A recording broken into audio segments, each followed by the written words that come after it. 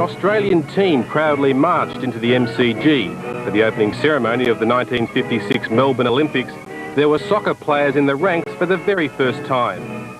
These 20 pioneers made up the first Australian soccer team at a major international tournament. Then they were unknown amateurs. Today it's time they were remembered.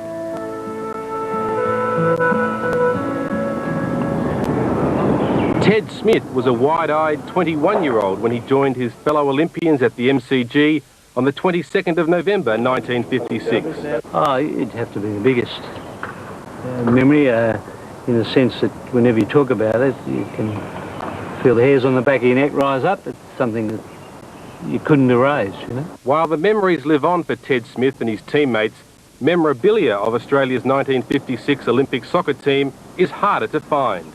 The Australian Gallery of Sport in Melbourne holds some of the precious history.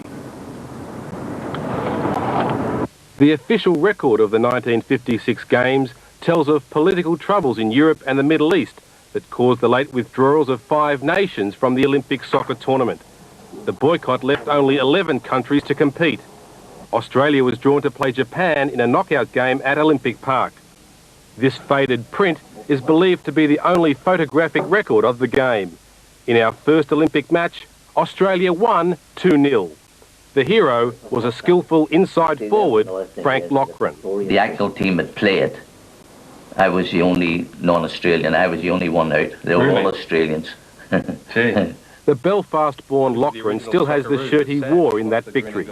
He earned Australia a penalty against the Japanese when a defender handballed his goal-bound shot. Graham McMillan converted the spot kick, and Loughran scored the second himself after a solo run. I came in from the wing, and nobody seemed to come to tackle me even. And when I realised I was rightly in the goal mouth, the goalkeeper come at me and I lifted her over his head right into the net. And that's how I can remember that, you know. Loughran was Australia's highest capped player in the 1950s. He wore the green and gold a record 36 times. And while the Olympics gave Loughran his biggest thrill, he also has bitter memories. In the second round, effectively the quarter-finals, Australia played India and lost 4-2. Everybody was disappointed. I was very disappointed because, and then again, I think we might have just taken India too lightly.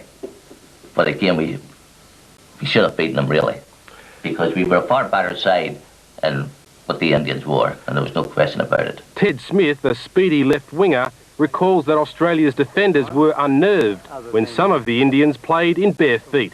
During the game, several of the players got rid of their boots, and I really think that some of our defenders just didn't know what to do, because we were a British-style team who had a bit of endeavour, so I think our defenders were a bit lost, but we lost 4-2, and it was a bit of a travesty, because we would have then got into a semi-final. In those far-off days, the communist Eastern Europeans, who were effectively professionals, dominated Olympic soccer.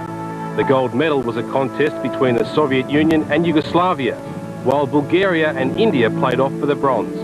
In front of 100,000 fans on the closing day of the Games, the Soviets beat Yugoslavia 1-0. In goal for the Soviet Union was the legendary Yev Yashin. Yugoslavia's star was Drago Šekolarac, who would later coach in Australia. The Bulgarians took the bronze medal, and as the Melbourne Olympics were over, so too was an era for Australian soccer. The pioneers of '56 have their memories, but not much recognition for their part in putting Australian soccer on the world stage. I don't think many of the older players, in particular that team, have been acknowledged at all, basically.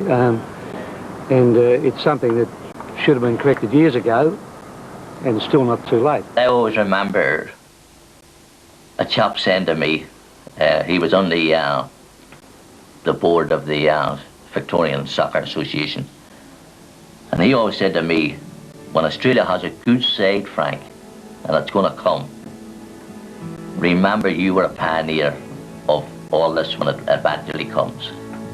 And I'll never forget that.